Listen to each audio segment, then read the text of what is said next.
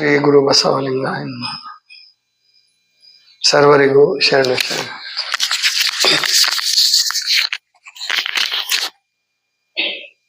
ಸಾಮಾನ್ಯವಾಗಿ ಆಧ್ಯಾತ್ಮ ಕ್ಷೇತ್ರದಲ್ಲಿ ಒಂದು ಭಾವನೆ ಇದೆ, ಜಪತೋ ಪಾಪಂ ನಾಸ್ತಿ, ಕೃಷಿತೋ ದುರ್ಭಿಕ್ಷಂ ನಾಸ್ತಿ.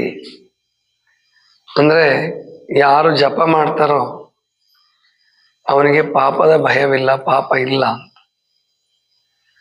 ಸಾಮಾನ್ಯವಾಗಿ ಜಪ ಮಾಡ್ತಕ್ಕಂಥವ್ರು ಕೆಡಕನ್ನ ಬಯಸೋದಿಲ್ಲ. ಕೆಡಕು ಒಳಿತುಗಳನ್ನೆಲ್ಲ ದಾಟಿ ಪರಮಾತ್ಮನನ್ನ ಕಾಣಬೇಕು ಅಂತಾನೆ ಅವನು ಜಪಕ್ಕೆ ಕೂತ್ಕೊಂತಾನೆ. ಜಪಕ್ಕೆ ಕೂತ್ಕೋಬೇಕಾದ್ರೆ ಏನು ಸುಮ್ಮನೆ ಅಲ್ಲ, ಅವನು 1 ಗಂಟೆ 2 ಗಂಟೆ, ಕೆಲವು ಸಾರಿ ಈ ಸಿದ್ಧಾರೂಢ ಮಠದಲ್ಲಿ 24 ತಾಸು ಓಂ ನಮ ಶಿವಾಯ ನಡೀತದೆ ಅಲ್ವಾ? ನಡೆಸ್ತಾರ?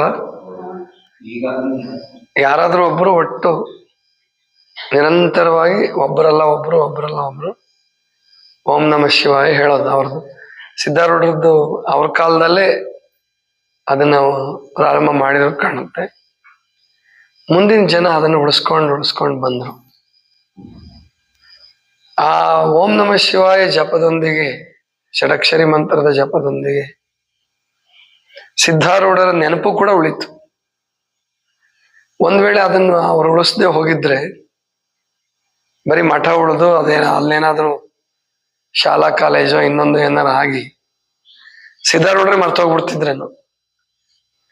ಆದ್ರೆ ಅಲ್ಲಿ ಹುಬ್ಬಳ್ಳಿ ಅಂದ ಕೂಡ್ಲೆ, ನಾವು ಮೈಸೂರ್ಲಿದ್ದಾಗ್ಲೇ, ಮೈಸೂರ್ಲಿ ಓದ್ತಿರ್ಬೇಕಾದ್ರೆ 35-40 ವರ್ಷದಿಂದ ಹುಬ್ಬಳ್ಳಿ ಅಂದ ಕೂಡ್ಲೆ ಸಿದ್ಧಾರೂಢ. ಅಂದ್ರೆ ಆ ಸ್ಕೂಲ್ ಇದ್ದಿದ್ದು, ನಮ್ಮ ಬ್ಲೈಂಡ್ ಸ್ಕೂಲ್ ಇದ್ದಿದ್ದು ಹುಬ್ಬಳ್ಳಿ ಸಿದ್ಧಾರೂಢ ಮಠದ ಹಿಂಭಾಗನೆ, ಅದೇ ಜಾಗದಲ್ಲೇ ಎಷ್ಟೋ ವರ್ಷ. ಈಗ ಇತ್ತೀಚೆಗೆ ಒಂದು 5-6 ವರ್ಷದಲ್ಲಿ 7-8 ವರ್ಷ ಆಗಿರೋ ಬದಲಾವಣೆ. ಅಲ್ಲಿವರೆಗೂ ಸಿದ್ಧಾರೂಢ ಮಠದಲ್ಲೇ ಇತ್ತ. ಆ ಓಂ ನಮ ಶಿವಾಯ ಅನ್ನುವಂಥದ್ದು ಏನು ಸ್ಮರಣೆ ನಡೆದಿದೆ, ಎಂತಹ ನಾಸ್ತಿಕನಿಗೂ, ಎಂತಹ ಅಂದ್ರೆ ಅಹಂಕಾರಿಗೂ ಕೂಡ ಅಲ್ಲೊಂಚೂರು ತಲೆಬಾಗಬೇಕನ್ನಿಸ್ತದೆ. ಯಾರೋ ಒಬ್ರು ಓಂ ನಮ ಶಿವಾಯ ಹೇಳ್ತಾ ನಿಂತಿದ್ದಾರೆ, ಜನ ತಂಪಾಡಿಗೆ ತಾವು ಬರ್ತಾರೆ ಹೋಗ್ತಾರೆ. ಒಂದ್ ಕಡೆ ಓಂ ನಮ ಶಿವಾಯ ನಡೀತಾ ಇದೆ. ಅಲ್ಲಿ ಯಾರು ಸುಮ್ಮನೆ ಬರಕ್ಕಾಗತ್ತೆ? ಅಲ್ಲಿ ಸ್ವಲ್ಪ ಮನಸ್ಸು ನಿಂತ್ಕೊಳ್ಳುತ್ತೆ. ಎಲ್ಲಿ ಮನಸ್ಸು ನಿಲ್ಲುತ್ತೋ ಅಲ್ಲಿ ವಿಚಾರ ಪ್ರಾರಂಭ ಆಗುತ್ತೆ. ಏನಿದು? ಅವನು ಹೆಂಗಾರ ವಿಚಾರ ಮಾಡ್ಲಿ, ಓಂ ನಮ ಶಿವಾಯ ಹೇಳೋದ್ರಿಂದ ಎಲ್ಲ ಆಗೋಗ್ಬಿಡುತ್ತೋ, 24 ತಾಸು ಹೇಳೋದ್ರಿಂದ ಏನಾರು ಆಗಿದೆಯೋ ಅಂತ ವಿಚಾರ ಮಾಡ್ತಾನೆ. ಒಟ್ಟು ವಿಚಾರ ಮಾಡಕ್ ಹಚ್ತದ. ಇದು ನಾಸ್ತಿಕರಿಗೆ. ಇನ್ನು ಭಕ್ತರಿಗಂತೂ ಬಿಡಿ, ಅಲ್ಲಿ ಹೋದಾಗ ಅವನಿಗೆ ಏನೋ ಒಂದು ಸಂತೋಷ ಆಗತ್ತೆ. ಅದಕ್ಕೆ ತಮಾಷೆಗೆ ಹೇಳ್ತಿರ್ತಾರೆ, ಕುಡಿತದ ಬಗ್ಗೆ ಮಾತಾಡುವಾಗ, ಮನುಷ್ಯ ಜೀವನದಲ್ಲಿ ಏನಾದ್ರೂ ಒಂದು ಕುಡಿಲೇಬೇಕಂತೆ. ಏನಾದ್ರೂ ಒಂದು ಕುಡಿಬೇಕು ಅವನು, ಅಂದ್ರೆ ಅವನ ಜೀವನ ಖುಷಿಯಾಗಿರ್ತದೆ. ಅವರು ಸರಾಯಿ, ಸಿಂಧಿ, ಹೆಂಡ, ಬ್ರಾಂಡಿ, ಬೀರು ಅಂತದ್ದು ಇಂಥದ್ದು ಕುಡಿತಾರೆ. ನಾವುಗಳೇನ್ ಕುಡಿತೀವಪ್ಪ ಅಂದ್ರೆ ಮಂತ್ರ, ಧ್ಯಾನ, ಪ್ರಾಣಾಯಾಮ, ಒಳ್ಳೆ ಊಟ, ಪ್ರಸಾದ ಅನ್ನೋ ಭಾವ. ಎಲ್ರು ಕೂಡ ಪ್ರಸಾದ ಮಾಡ್ತೀವಲ್ಲ, ಅದು ಮೊನ್ನೆ ಗುರುಪೂರ್ಣಿಮೆ ದಿವಸ ಮಾಡಿದ್ವಲ್ಲ, ಅದು ಡಿವೈನ್ ಪಾರ್ಟಿ. ಅದು ದಿವ್ಯ, ಅಂದ್ರೆ ದೇವರ ಹೆಸರಿನಲ್ಲಿ ಮಾಡ್ತಕ್ಕಂಥ ಖುಷಿ. ಅವ್ರು ಅಲ್ಲಿ ಕೂಗಾಡ್ತಿರ್ತಾರೆ, ಕುಣಿದಾಡ್ತಿರ್ತಾರೆ, ಇಲ್ಲಿ ಮನುಷ್ಯನ ಮನಸ್ಸು ಅರಳ್ತಿರ್ತದೆ. ಅವತ್ ಬಂದು ಪ್ರಸಾದ ಮಾಡಿದವ್ರಿಗೆಲ್ಲ, ಪೂಜೆ ಮಾಡಿದವ್ರಿಗೆಲ್ಲ ಏನೋ ಮನಸ್ಸು ಅರಳ್ತದೆ, ಖುಷಿ ಆಗ್ತದೆ. ಆ ಖುಷಿ ಮನುಷ್ಯನ ಎಷ್ಟೋ ದಿವಸ ಚೆನ್ನಾಗಿಟ್ಟಿರ್ತದೆ. ಇದೇ ಜಪ ಮಾಡ್ತಕ್ಕಂಥದ್ದು. ಜಪ ತಪಗಳು ಮಾಡೋರು ಏನು ಒಂದೇ ಸಾರಿ ಏನ್ ಮೇಲೆದ್ದು ಹೋಗ್ಬಿಡ್ತಾರೆ, ಆಮೇಲಿಂದ ಏನೋ ಸಿದ್ಧಿ ಆಗ್ಬಿಡುತ್ತೆ ಅಂತಲ್ಲ. ಸಿದ್ಧಿಗಳು ಕೂಡ ಕೊನೆಗೆ ಖುಷಿ ಕೊಡ್ತವೆ ಅಂತ ಏನಲ್ಲ. ಎಷ್ಟೆಷ್ಟೋ ಸಿದ್ಧಿ ಪಡ್ಕೊಂಡವರು ಏನು ಇಲ್ಲದೆ ಹೋಗಿದ್ದಾರೆ. ಅಲ್ಲಿ ಗದಗಲ್ಲಿ ಬೆಟಗೇರಿಲಿ ಹೇಳ್ತಿದ್ರು, ಒಬ್ರು ಯಾರೋ ಕಂಡಕ್ಟರ್ ಅಂತೆ, 40 ವಾರ್ಡ್ ಶರಣರು ಬರ್ತಾರೆ ಅಂತ ಹೇಳಿ, ಅಥವಾ ಅದಕ್ಕಿಂತ ಹಿಂದೆ ಭೂತಾಳೆ ಚನ್ನಬಸಪ್ಪ ಅಂತಿದ್ನಂತೆ. ಅವನು ಸಿದ್ಧಿ ದೆವ್ವಾಗ ಭೂತಗಳನ್ನೆಲ್ಲ ಸಿದ್ಧಿ ಮಾಡ್ಕೊಂಡು ಏನ್ ಬೇಕಾದಷ್ಟು ಕೆಲಸ ಮಾಡಿಸ್ತಿದ್ನಂತೆ. ಕೊನೆಗೆ ಅದರಿಂದನೇ ಒಂದು ನಾಶ ಆದ ಅಂತ. ಅಂದ್ರೆ ಆ ಸಿದ್ಧಿಗಳ ಜೊತೆ ಆಟ ಆಡಕ್ ಹೋದ್ರೆ ಮನುಷ್ಯ ನಾಶ ಆಗ್ತಾನೆ. ಅದರ ಬದಲು ಆಧ್ಯಾತ್ಮ ಕ್ಷೇತ್ರದಲ್ಲಿ ನಾವು ದೇವರೊಂದಿಗೆ, ಗುರುಗಳೊಂದಿಗೆ, ಸತ್ಸಂಗದೊಂದಿಗೆ, ಸತ್ಪುರುಷರೊಂದಿಗೆ, ಸನ್ನಡತೆ ಇರ್ತಕ್ಕಂಥ ಭಕ್ತರೊಂದಿಗೆ ನಾವೇನು ಒಡನಾಟ ಮಾಡ್ತೀವಲ್ಲ, ಅದು ನಮ್ಮನ್ನು ನಿಧಾನವಾಗಿ ನಿಧಾನವಾಗಿ ನಿಧಾನವಾಗಿ ಪರಿವರ್ತನೆ ಮಾಡುತ್ತೆ. ನಮಃ ಶಿವಾಯ, ಓಂ ನಮಃ ಶಿವಾಯ ಅಂದ್ರೆ ಅರ್ಥ ಏನು? ಬಹಳ ಸಿಂಪಲ್ ಆಗಿದೆ. ಬಹಳ ಅದನ್ನ 7 ಕೋಟಿ ಮಂತ್ರಗಳಿಗೆಲ್ಲ ಶ್ರೇಷ್ಠ ಮಂತ್ರ ಅಂತ ಎಲ್ಲರೂ ಶರಣರು ಹೇಳ್ತಾರೆ. ಸಿದ್ದರಾಮೇಶ್ವರರು ಹೇಳ್ತಾರೆ, ಸಕಲ ಮಂತ್ರಗಳ ಜನನಿ ತಾಯಿ ಅಂತ ಕರೀತಾರೆ ಓಂ ನಮಃ ಶಿವಾಯ. ಪ್ರಾಯಶಃ ಇಡೀ ದೇಶದಲ್ಲಿ, ನಮ್ಮ ದೇಶದಲ್ಲಿ ಎಷ್ಟು 1000 ವರ್ಷಗಳಾಗಿದೆಯೋ ಗೊತ್ತಿಲ್ಲ, ಆ ಓಂ ನಮಃ ಶಿವಾಯದಿಂದ ಲಕ್ಷಾಂತರ ಜನ ರಾಮ ಕೃಷ್ಣನಿಂದ ಹಿಡ್ಕೊಂಡು, ಕೃಷ್ಣ ಕೂಡ ಶಿವಲಿಂಗ ಪೂಜೆ ಮಾಡ್ತಿದ್ದ, ಗೊತ್ತಿರ್ಬೇಕು ನಿಮಗೆ. ರಾಮ ಶಿವಲಿಂಗ ಪೂಜಕ, ಅಂದ್ರೆ ರಾಮೇಶ್ವರದಲ್ಲಿ ರಾವಣನ್ ಕೊಂದಿದ್ದ ಅಪರಾಧಕ್ಕೋಸ್ಕರ, ಪಾಪಕ್ಕೋಸ್ಕರ ಅಂತ ಹೇಳಿ ನಿವಾರಣೆಗೋಸ್ಕರ ಶಿವಲಿಂಗ ಸ್ಥಾಪನೆ ಮಾಡದ ಅಂತ ಬರ್ತದೆ. ಓಂ ನಮಃ ಶಿವ, ಮತ್ತೆ ಶಿವಲಿಂಗ ಪೂಜೆ ಮಾಡ್ಬೇಕಾದ್ರೆ ಓಂ ನಮಃ ಶಿವ ಹೇಳಲೇಬೇಕು.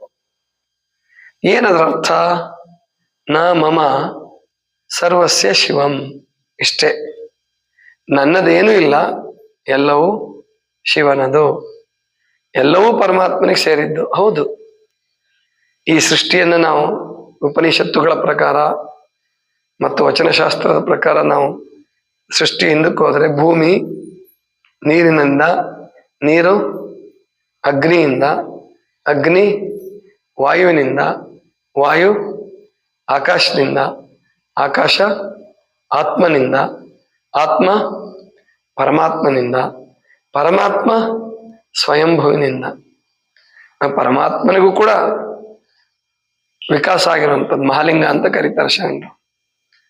ಆ ಮಹಾಲಿಂಗ ನಾಮವೇ ಓಂ ನಮಃ ಶಿವಾಯ. ಅದೇ ಶಿವನಾಮ.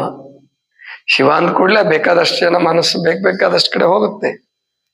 ಈಗ ಏನು ಶರಣಮ್ಮ ಹಾಡಿದ್ರಲ್ಲ, ಜಟೆಯಲ್ಲಿ ಕಟ್ಟಿದ ನದಿಯ, ಆಮೇಲೆ ಕಣ್ಣಲ್ಲಿ ಉರಿಯುವ ಬೆಂಕಿಯ, ಅದು ಶಿವನ ಒಂದು ಅವತಾರ ಲೀಲೆಗಳವೆಲ್ಲ. ಆದರೆ ಈ ಎಲ್ಲವನ್ನೂ ಮೀರಿದ್ದು ಮಹಾಲಿಂಗ. ಮಹಾಲಿಂಗಕ್ಕೆ ಅಥವಾ ಪರಶಿವ ಅಂತ ಕರಿತೀವಿ. ಅವನಿಗೆ ಆಕಾರ ಇಲ್ಲ, ಅವನಿಗೆ ಆಕಾರವೇ ಇಲ್ಲ. ಅವನು ಅನ್ನೋದು ಕೂಡ ತಪ್ಪು. ಅವನು ಅಲ್ಲ, ಅವಳು ಅಲ್ಲ.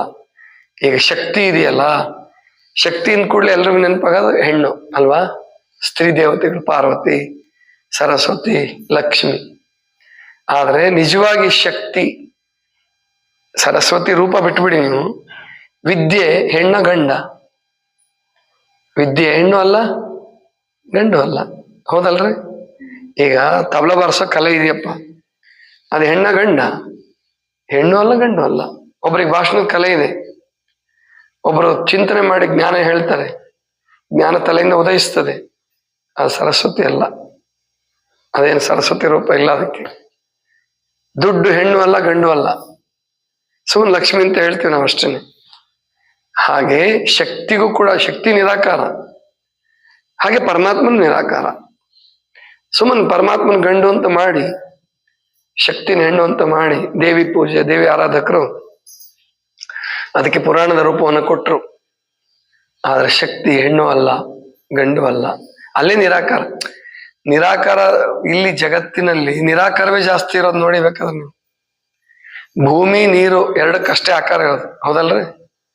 ಭೂಮಿ ನೀರು ಎರಡೇ ಆಕಾರ ಇರೋದು. ಅಗ್ನಿಗೆ ಆಕಾರ ಇದೆಯಾ? ಬೆಂಕಿಗೆ ಆಕಾರ ಇದೆಯಾ? ಬೆಂಕಿ ಕಿಡಿಗಳಿದಾವಲ್ಲ, ಅದಕ್ಕೇನು ಆಕಾರ ಇದೆಯಾ? ಇಲ್ಲ. ವಾಯುವಿಗೆ ಆಕಾರ ಇಲ್ಲ, ಆಕಾಶಕ್ಕೆ ಆಕಾರ ಇಲ್ಲ. ಆತ್ಮ ಅಂತೂ ಇನ್ನೂ ಸೂಕ್ಷ್ಮ.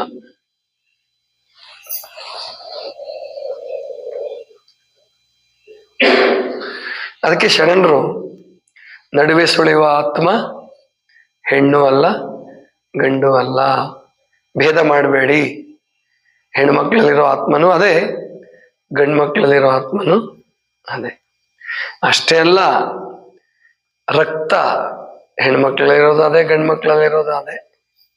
ಏನೋ ಸ್ವಲ್ಪ ಸೃಷ್ಟಿ ಕ್ರಿಯೆಗೋಸ್ಕರ ದೇವರು ಎರಡನ್ನು ಬೇರೆ ಬೇರೆ ಸ್ವಲ್ಪ ಮಾಡಿದಾನ್ ಬಿಟ್ರೆ, ರುಚಿ, ನಾಲಿಗೆಯ ರುಚಿ, ಕಣ್ಣಿನ ನೋಟ, ಕಿವಿಯ ಶಬ್ದ, ಸ್ಪರ್ಶ ಎಲ್ಲವೂ ಹೆಣ್ಣು ಅಲ್ಲ ಗಂಡು ಅಲ್ಲ.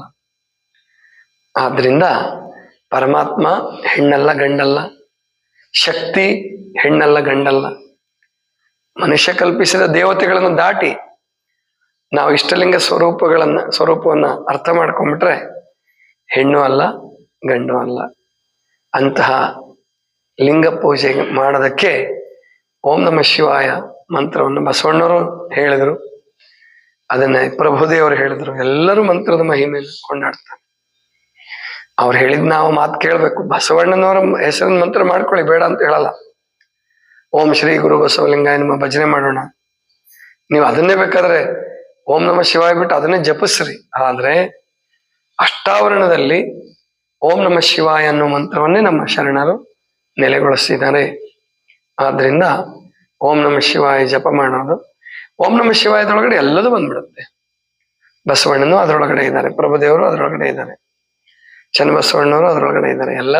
ಎಲ್ಲ ಶರಣರು, ಸಮಸ್ತ ಸೃಷ್ಟಿಯು ಅದರೊಳಗಡೆ ಇರೋದ್ರಿಂದ ನಾವು ಅದನ್ನ ಭಕ್ತಿಪೂರ್ವಕವಾಗಿ ಜಪ ಮಾಡೋಣ. ಅದಕ್ಕೆ ಶರಣರು ಯಾವ ರಿಸ್ಟ್ರಿಕ್ಷನ್ ಹಾಕಿಲ್ಲ, ಯಾವ ನಿರ್ಬಂಧನೂ ಹಾಕಿಲ್ಲ.